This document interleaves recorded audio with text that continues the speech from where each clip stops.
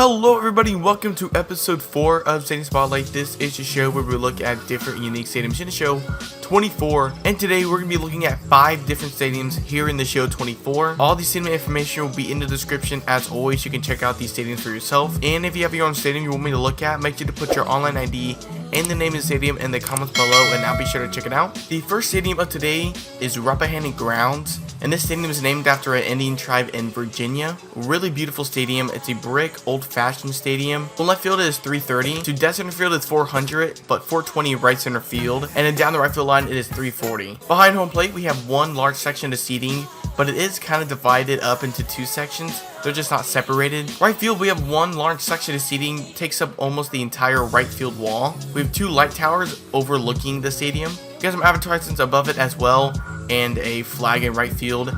It's completely surrounded by trees, so it gives a really beautiful backdrop. And I'm sure if there's home runs hit into the trees, those balls will be retrieved easily. We also have a small concourse level connecting the entrances to right field.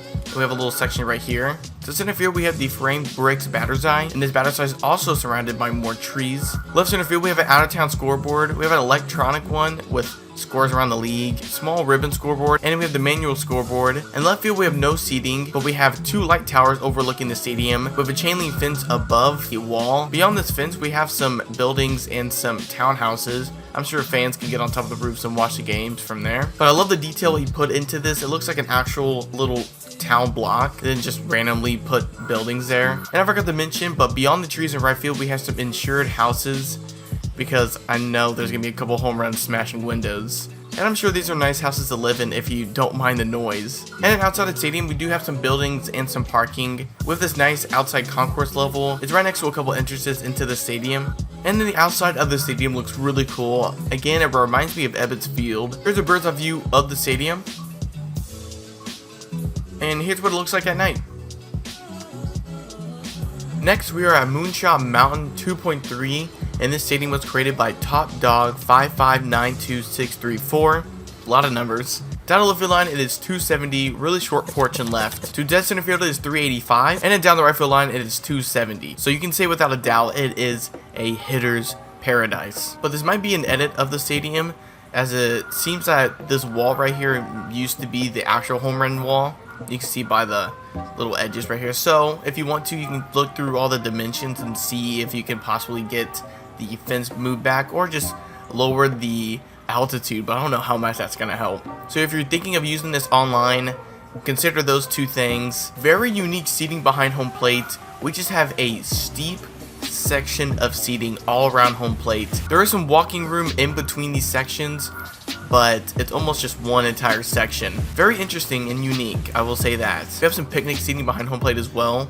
Really good seating, I will say. So right field, we have 2 decks of seats. The sections around home plate extend to right field, as it's still very steep out there. And then we have a small section down by the field level with Moonshot Mountain on the side of it. To dead center field, we have the garden setting batter's eye, and we have a bunch of stuff surrounding this batter's eye. So right center field, we have some picnic tables and some concession stands and a jumbotron on the side of the wall. To the left of it, again, more picnic seating, and it seems to be like a little club area you can rent out for the games. Above it, we have Tater's Gulag. It is going to be hard to see in game, but we do have a concourse level here on the second deck with some concession stands. And above it, we have some suites. And above the roofing, we do have 2 jumbotrons. And in left field, I love the design of the roofing. I got a sloped roof. To left field, we have 1 section of seating, and above it, we have a huge jumbotron. And above the jumbotron on the roof, we have an out-of-town scoreboard. This looks like the one from Wrigley. I'm sure someone's up there changing it throughout the game. Hope they're not afraid of heights. Outside the stadium, there's not much to look at. Seems to be just a bunch of clock towers making up the walls.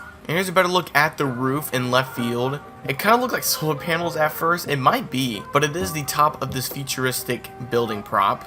And outside in left field, making up the wall, instead of a bunch of clock towers, there's going to be a bunch of jumbotrons just flipped backwards. Here's what it looks like from above the stadium. And here's what it looks like at night. Next, we are at Arby's Park, and this stadium was created by KTeacherKid. Down the left field line is 325. To dead center field is 408. And in right field is 330 at the foul pole, but it does jet out a little bit. so the distance will be more like 340. Behind home plate, there are 4 decks of seats. These decks do wrap around all the way to the foul poles, but they do stop in fair territory. And one of my favorite things about the stadium is the glass roofing above home plate. It reminds me of American Family Field, but the inside of these arches is made up of glass, so it lets in a lot of natural light. To right field, we have 2 sections of seats. Not 2 decks because they're basically the same section, just separated by a concourse level in between. Right in the middle of this section, there is a bullpen, and you got a jumbotron right above it. I love when they add outfield bullpens. I wish they would add that as a feature to Stadium Creator instead of, you know, on the field bullpens. It's so annoying. It's been like 3 years. Come on, add it already. But at the top of this section, there is a concourse level, and then it shows the outside of the stadium. That also reminds me of American Family Field. So center field with the Philly Garden batter's eye. Above it, we have a huge jumbotron, and in left field, we have 2 decks of seats, 3 sections of seating. The first deck is basically just like the right field, sectioned off with this concourse in the middle, and then more towards left center field, we have a second deck of seats. This is connected to a home run party deck in left field. If you hit one down the line, you're for sure gonna hit it up there. And then right next to the foul pole, up against the fence, we have another bullpen. Above it, we have a jumbotron. And you might not notice it right away when you're playing at the stadium, but there's like a section of seating that wraps around the entire stadium, and it's just hovering above ground. That looks so cool.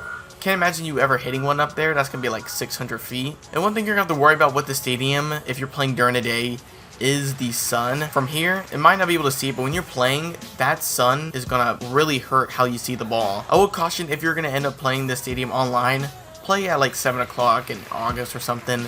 Don't do it during the day because you're gonna have a hard time seeing. And this is what the outside of the stadium looks like. It looks so cool from the outside. We have a unique entrance to the stadium. This is a better look at the arches.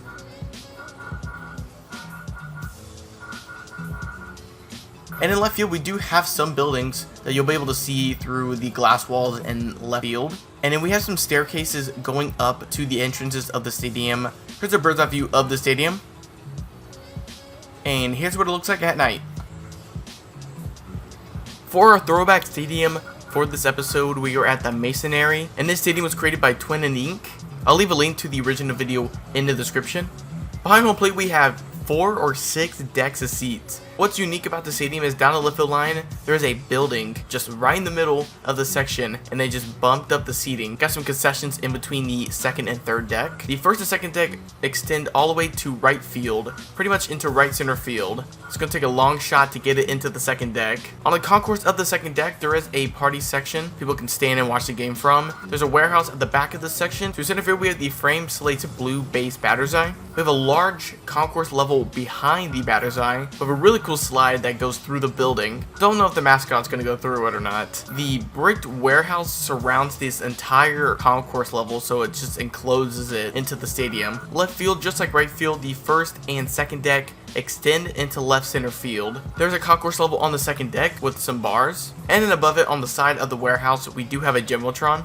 And then the skyline for the stadium is amazing. You might not be able to see this during the game, but there is a section of seating on top of this building here in left center field, overlooking the stadium. Not much for the outside of the stadium, but we do have a bridge connected to the stadium. And then this is what the outside of the stadium looks like.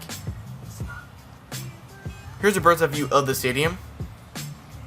And here's what it looks like at night. And for the final stadium of today, we are at modern Polo Grounds. Down the left field line, it is 270, which is actually further than the Polo Grounds in the game right now. And then down the right field line, it is 303.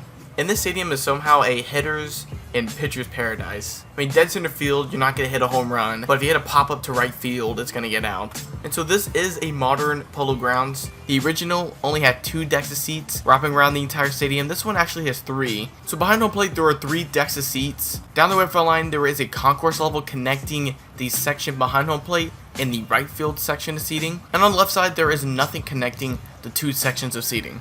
In dead center field, we have some more concession stands and some concourse levels people can just stand here and watch the game from. And on each side of the batter's eye, 2 decks of seats, and above those we have some jumbotrons. And this is what the outside of the stadium looks like. Here's a bird's eye view of the stadium. And here's what it looks like at night. And that's pretty much it for the video today. Thank you guys so much for watching. Again, if y'all enjoy this format of Stadium Spotlight, then please tell me in the comments below. If you enjoyed the series and you want more, then please consider liking and subscribing. If you have your own stadium you want me to look at, make sure to put your online ID and the name of the stadium in the comments below, and now be sure to check it out. And also, all the stadium information for all these stadiums will be in the description as always, so you can check them out for yourself. And with that, thank you guys so much for watching, and I will catch y'all in the next video. Peace!